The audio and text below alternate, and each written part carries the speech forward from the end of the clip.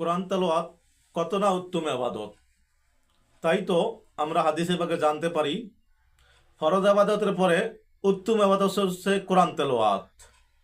এই কোরআন তেলাওয়াত কত যে ফজিলত যদি কেউ জানতো সে তা নিয়মিত পাঠ করত।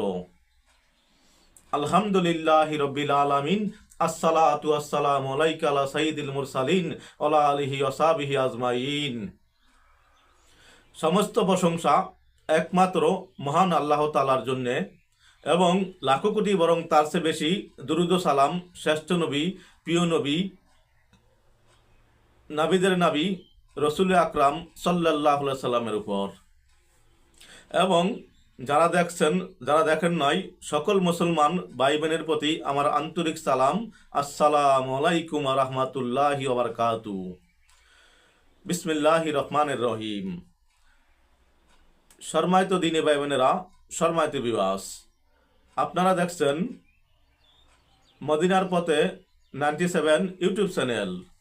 এই চ্যানেলের মূল উদ্দেশ্য কোরআন এবং হাদিস থেকে ইসলামিক ভিডিও আপলোড করা, যেন আমার এবং সকল মানুষের কিছু উপকার হয়ে থাকে, এই চেষ্টা করা।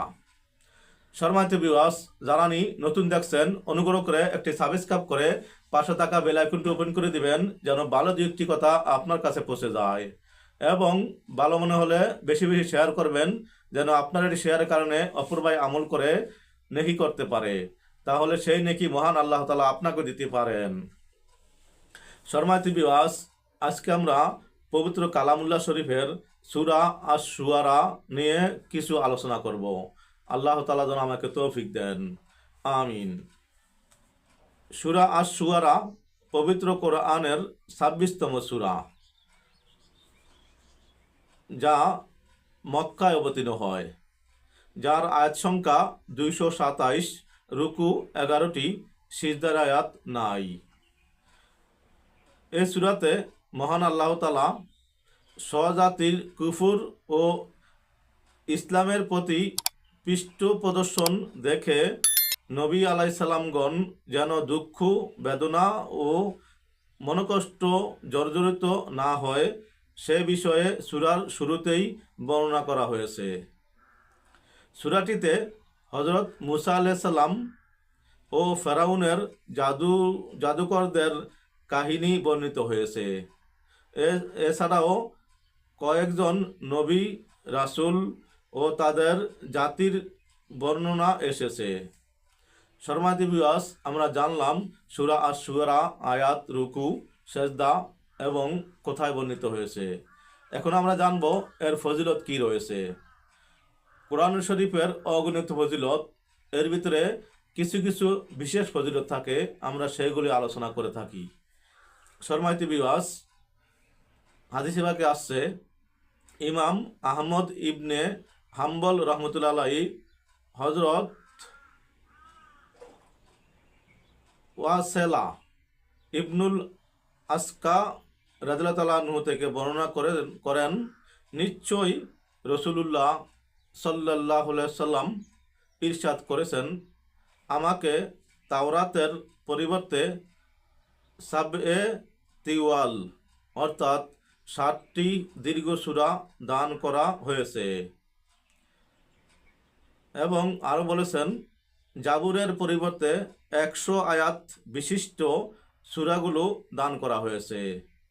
এবং আরও বলেছেন ইনজিলের পরিবর্তে সাবএ মাসানি দান করা হয়েছে এবং মুফাসসাল সমূহের মাধ্যমে আমাকে মর্যাদা দেওয়া হয়েছে।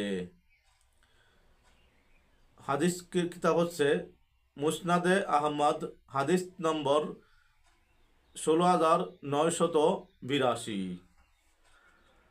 এই পবিত্র সূরার একটি বিশেষ বৈশিষ্ট্য হচ্ছে, যা 192 নং আয়াতে মহান আল্লাহ তাআলা বলেন, নিশ্চয়ই এই কোরআন বিশ্ব জাহানের রবের পক্ষ থেকে অবতীর্ণ হয়েছে। তাই আসুন আমরা মহান আল্লাহ তাআলার কিতাব পবিত্র কালামুল্লাহ শরীফ নিয়মিত পাঠ করি, দুনিয়া আখিরাতে কামিয়াব হই। সম্মানিত ভিউয়ার্স, রমজান আসতেছে, কোরআন নাজিলের মাস। আসুন নিজে কোরআন শিখি, ছেলে মেয়েকে কোরআন শিখাই। নিজে কোরআন পড়ি, অপর ভাইকে কোরআন পড়ার উৎসাহ যোগাই। শর্মাতি বিবাস অদমের ভিডিওটি উপকার মনে হলে অবশ্যই একটি সাবস্ক্রাইব করবেন, শেয়ার ও লাইক করে পাশে থাকার জন্য আহ্বান রইল, এবং আপনার মূল্যবান মন্তব্যগুলো কমেন্টে জানান, যেন আপনার একটি কমেন্ট পেয়ে ভবিষ্যতে ভালো কিছু করার পারি। আসসালামু আলাইকুম ওয়া রাহমাতুল্লাহি ওয়া বারাকাতুহু।